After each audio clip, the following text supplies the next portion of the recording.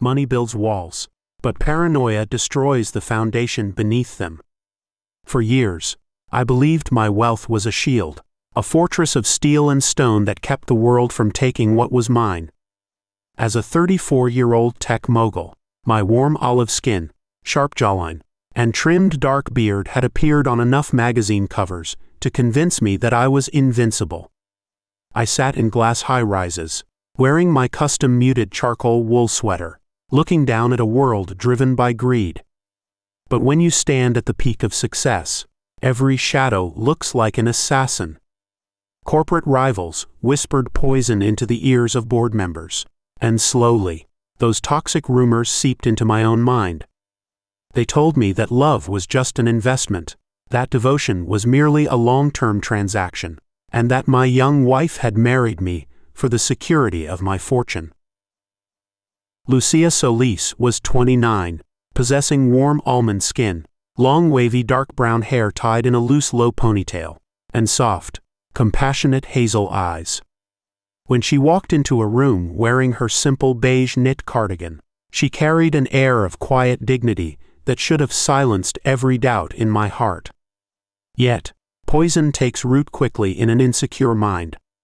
The rumors grew louder in my head, fed by rival tech executives who wanted to destabilize my focus. They hinted that Lucia was biding her time, waiting for the right moment to claim her share of my estate. I began to look at her warm hazel eyes and see calculation instead of devotion. I began to hear unspoken greed in her gentle laughter. The suspicion became an unbearable weight, pressing against my ribs until I could no longer breathe without feeling betrayed. So, I constructed a lie. It was a cruel, elaborate illusion designed to strip away the veneer of our life and reveal what I believed was her true nature. With the help of a few loyal, paid associates outside the company, I staged a catastrophic car accident.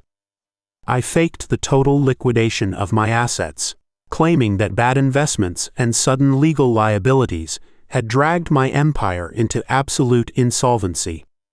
To make the deception complete, I feigned severe lower body paralysis, pretending that the crash had stolen my ability to walk. I moved us out of our sprawling estate and into a tiny, dilapidated suburban cottage with peeling paint and drafty windows. I wanted to see how long she would stay when the golden throne collapsed into dust. The transition was instant and brutal. I sat in a manual wheelchair in the small living room of the cottage, watching Lucia pack away our old life without a single word of protest.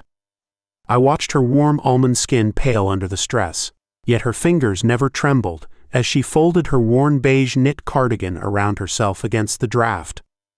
I waited for the tears of frustration, the sharp words of regret, or the sudden phone calls to divorce attorneys. I expected her to pack her bags within a week. But instead of fleeing, Lucia simply rolled up her sleeves to keep food on our table and pay for my fabricated physical therapy sessions. Lucia took on double shifts as a private home nurse.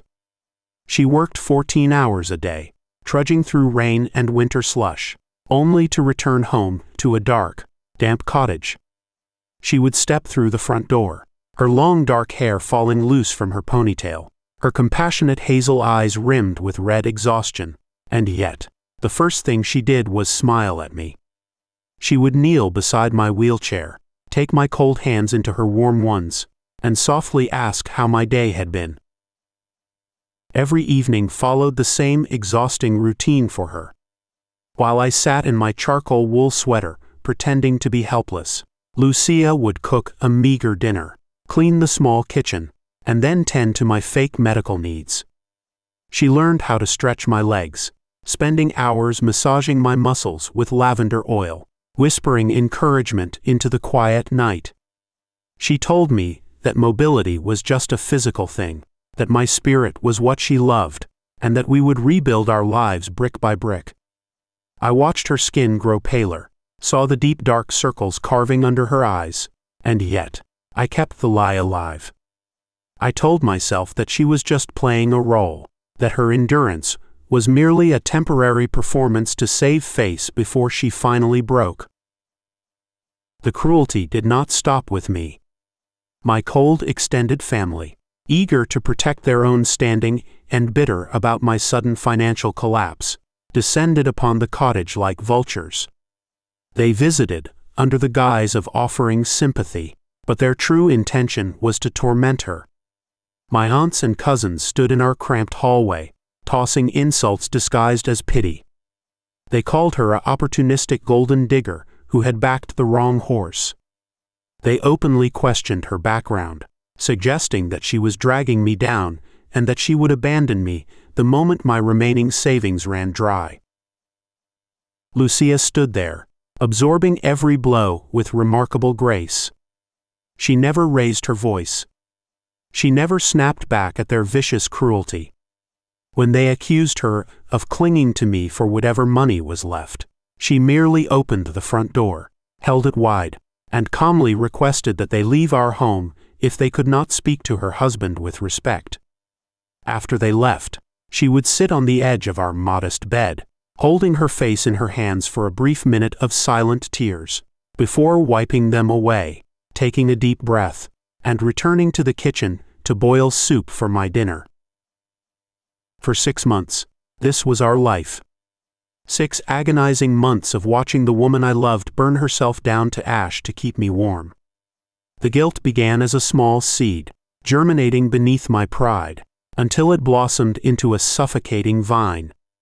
I saw her collapse onto the couch after a 16-hour shift, still wearing her scrub uniform, too tired to even take off her shoes. I saw her skip meals so that there would be enough fresh meat and vegetables for my diet. I saw her sacrifice every piece of her own comfort for a lie. By the end of the 6th month, I could no longer endure the weight of my own deception. The test had gone on far too long, and it had proven something horrifying, not about her, but about me.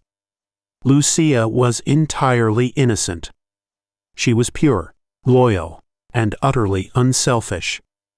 I had dragged a saint into the mud just to satisfy my own paranoid ego. I made a firm decision. Tomorrow morning, when she came home from her night shift, I would stand up from the wheelchair. I would tell her that our money was safe, that our old life was waiting, and that I had restored our fortune. I expected her to be angry, perhaps even to cry out in hurt, but I believed that once she saw the wealth restored, she would forgive me for testing her loyalty. The next afternoon, while Lucia was out working her extra shift at the clinic, I decided to find the spare cottage key, so I could leave a key for the high-end driver I had secretly hired to pick us up the next day. I opened the oak dresser in our small bedroom, searching through her neatly folded clothes. Down in the bottom drawer, hidden beneath a stack of old knit scarves, my fingers brushed against a hard object wrapped in velvet. Curiosity pulled at me. I lifted the object out. It was a dark, locked velvet box with a brass clasp. I knew I should not pry, but the suspicion that had governed my heart for months flared up one last time. Was this where she kept her secret savings? Was she hiding money from me, after all? My hands shook as I pulled a small hairpin from her tray and picked the simple brass lock. The lid clicked open with a quiet snap. Inside the box, resting on black satin, was not money, nor jewelry, nor secret offshore accounts. It was a single, elegant keepsake card with embossed silver borders, preserved inside a protective sleeve. Beside it lay a small piece of faded parchment. Looking at that beautifully crafted physical card reminded me of a truth we so often forget in our fast-paced, digital world. We let words linger unsaid. We assume the people we love know how much they mean to us, yet we leave our true feelings locked away until it is almost too late. That is why taking the time to send a tangible token of love matters so much. This story is sponsored by Straight Line Cards. Straight Line Cards creates exquisite, high-quality physical keepsake cards designed to capture the moments that define our lives.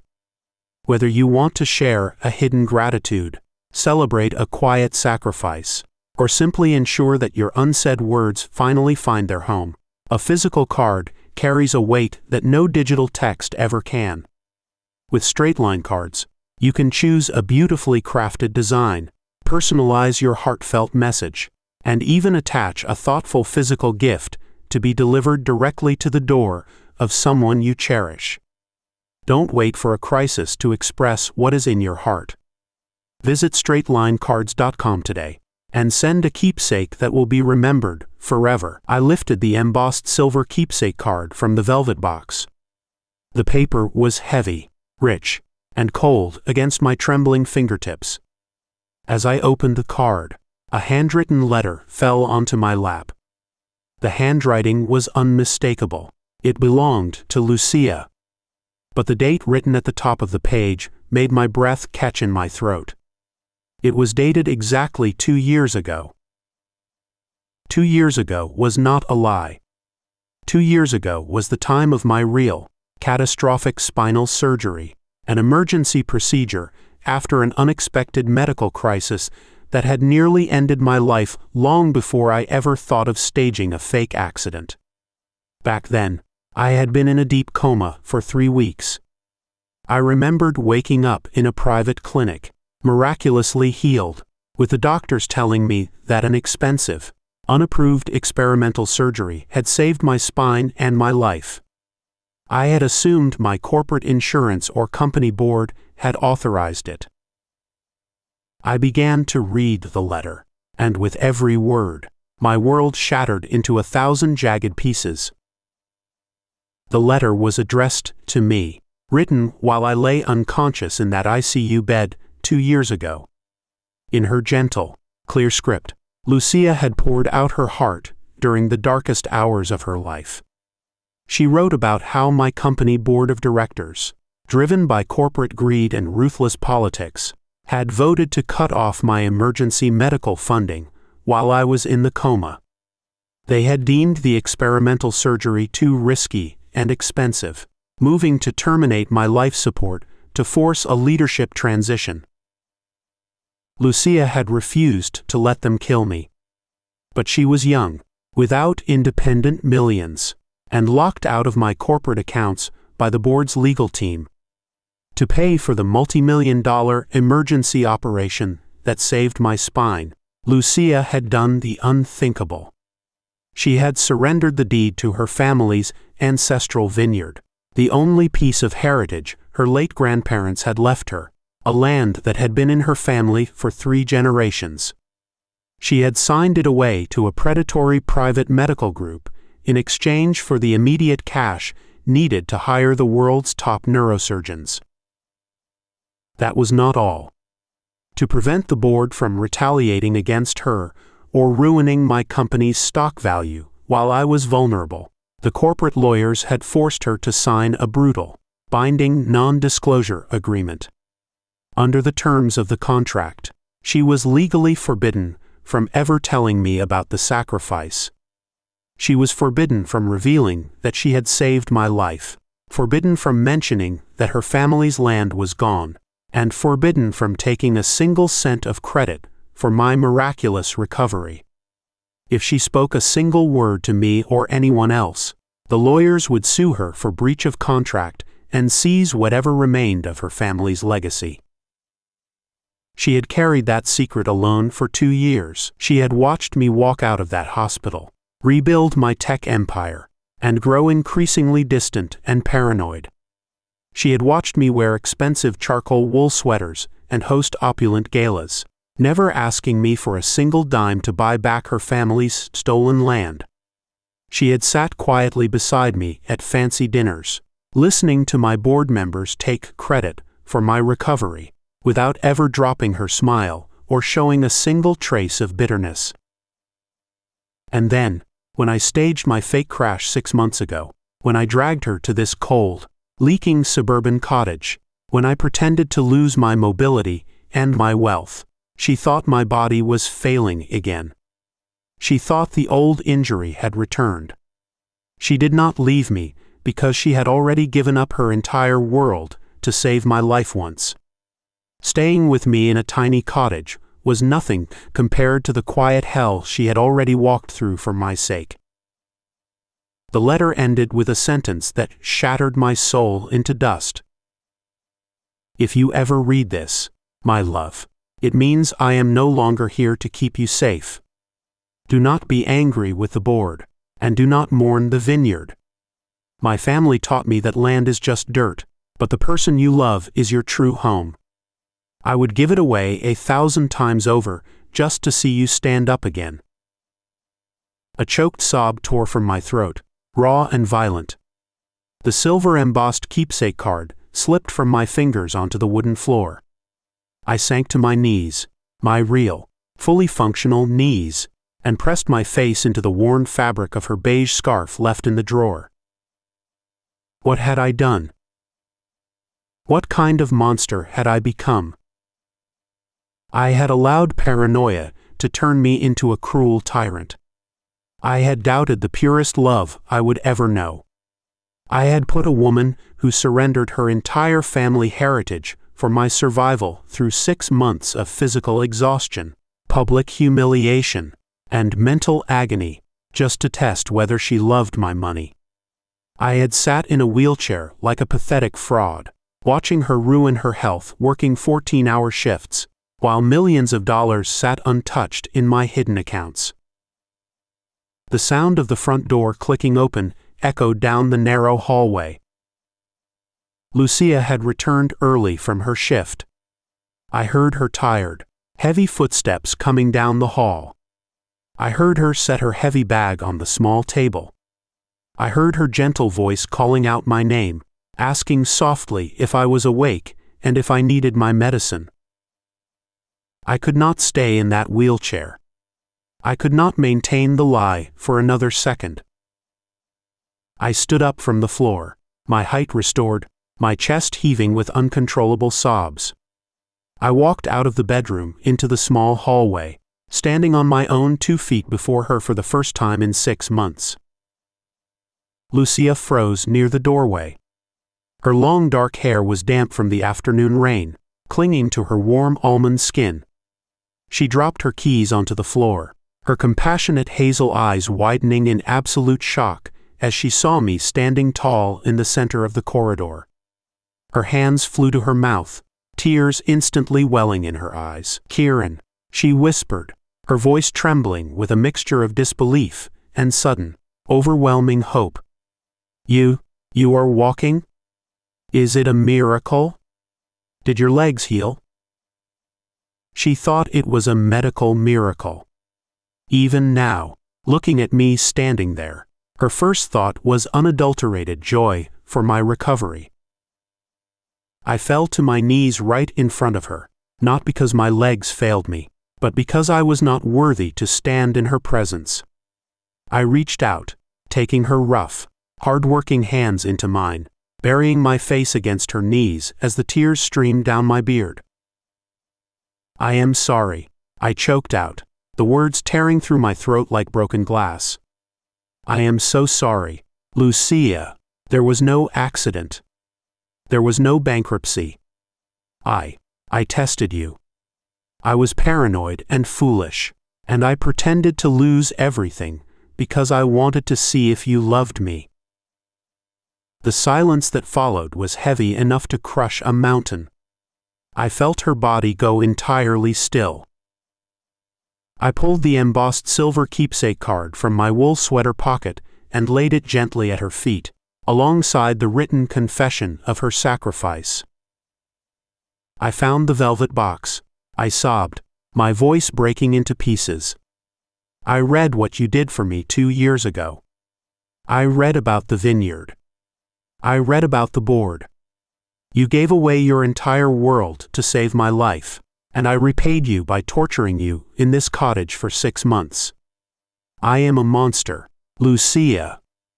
I am a hollow, paranoid monster who does not deserve your breath." Lucia did not scream. She did not strike me. She slowly sank down onto the floor beside me, her warm almond skin wet with tears. She looked at the silver card resting on the floor, and then she looked into my eyes with a pain so deep it carved straight through my chest. "Why did you not trust me, Kieran?" she whispered, her voice barely louder than the falling rain outside. "I never cared about the high-rise. I never cared about the charcoal sweaters or the expensive cars. I only ever cared about you." Those words hurt more than any curse could have.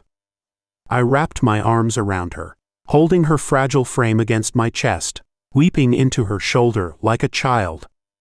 I promised her right then, through choked breaths and broken vows, that I would spend every single day of the rest of my life trying to earn a fraction of the grace she had given me. The next morning, the high-rise life was dismantled.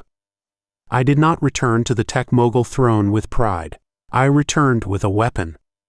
I used my restored authority to expose every single corporate board member who had attempted to cut off my life support 2 years ago, stripping them of their positions and forcing them into public ruin. More importantly, I sent my top legal team to buy back her family's ancestral vineyard.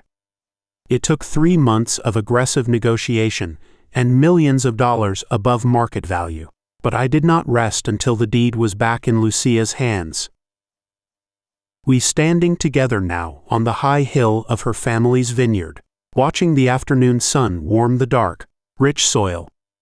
Lucia wears her familiar beige knit cardigan, her long dark ponytail swaying gently in the summer breeze, her warm hazel eyes finally at peace. I still wear my charcoal sweater, but I no longer use it as armor. I stand beside her, not as a mogul testing his empire, but as a man who was saved by a love he never deserved.